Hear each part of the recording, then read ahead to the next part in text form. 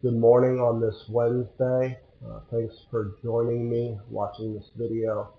I hope it's helpful to you. As we move forward, many of you are doing online learning until June, and we will not be back together as a group until then. So I wanted to start a new series today that might take us until that time, probably will. And it's called Fruit of the Spirit in Crisis. And how do we live out the fruit of the Spirit crisis? If you've been in the church for any amount of time, you've heard the fruit of the Spirit, you know the fruit of the Spirit. Um, comes from Galatians 5:22. The fruit of the Spirit is love, joy, peace, patience, kindness, goodness, faithfulness, gentleness, and self-control. Against this there is no law. We're going to take some time and look through these fruit of the Spirit and how we live them out in the time of crisis. As I've been doing my quiet time, I've been trying to read different articles about how, as Christians, do we live out our faith in this time, and just practical ways that we can do that.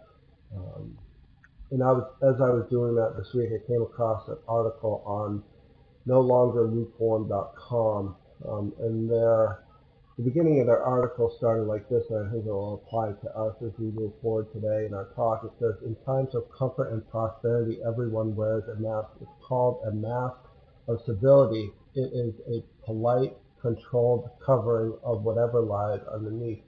During times of crisis, however, the mask comes off to reveal true nature, whatever that might be. And I think that's so true. And as Christians, our true nature, what should it be?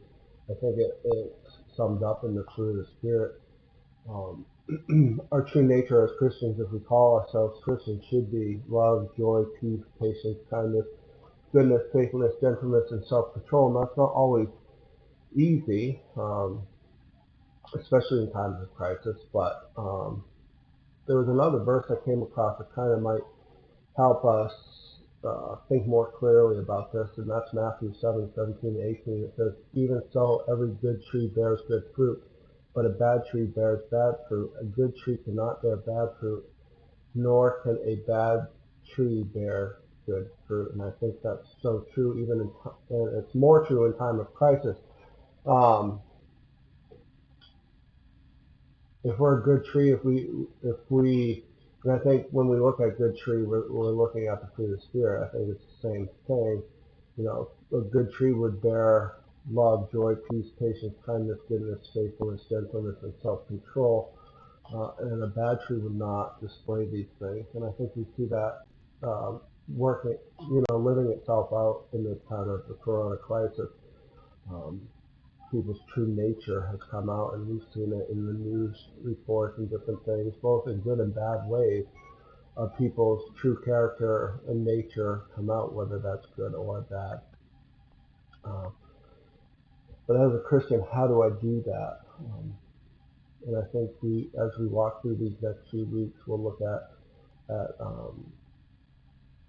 different and unique ways that we can do that. Obviously, the first fruit is love, and if we want to look at love as Christians and in the Bible, we could talk about this one alone for weeks and weeks and weeks. As Christians, we should be displaying love. But how do we do that in this time of crisis? I think Paul, a few verses down from Galatians 5:22, shows us a practical and good way that we can do that. And we're going to look at Galatians 6:2 and 3 for a few minutes. I love Paul because he's very blunt and straightforward, and I think in a time of crisis that can be beneficial.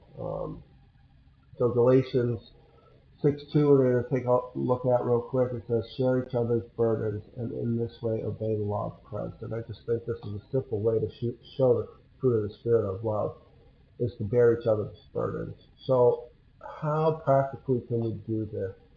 Here's a few things. I think the first way to bear each other's burdens is through prayer. Um, I think about the people at the front lines, doctors and nurses, first responders, government officials. We can truly be praying for them. I think in this time of crisis, every choice, every decision is scrutinized, um, and I think it's just a tough time um, for everybody. And what can we be doing to show love? We can be praying for those that in charge of making this decision, that they'll have wisdom, for doctors and nurses, for the safety and just the things that they see through this sickness too, and just the burden that they feel that of the things that they see. We can be praying, and thinking of those that we know on the front lines, and truly just um, loving them through that way when there's not a lot of other things that we can necessarily do as Christians. And then we'll look at verse 3, which is very blunt, but I think it's very important.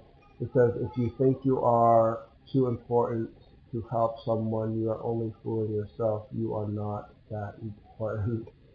And I think, again, how can we show love? Um, and it's by helping someone.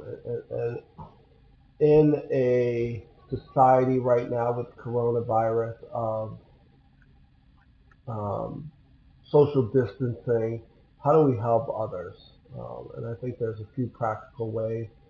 Um, I think again through prayer, but I also think through communication. All of you have a way to communicate and just check in with friends and those that you're close to, um, by getting in touch, by helping those around you know that you still care about them, that they're important enough to you to contact and be in touch with them.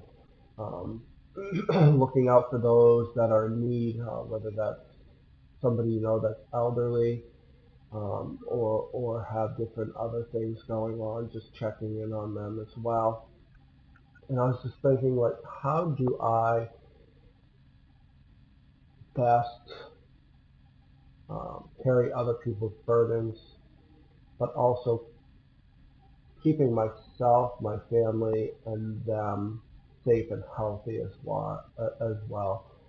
Um, and again, just opportunities to carry others' burdens through communicating with your friends and your family well through this time, through communicating the importance of other people to yourself.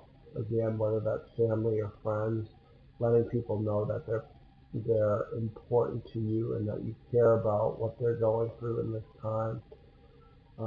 Reaching out to healthcare people that you know, um, and just checking in on them, praying for them, supporting them, and realizing that everybody's important to God, and that as I go to stores, as I communicate with people, as I take care of my own family, that the understanding that others are going through the same thing and are just important in God's eyes as I am.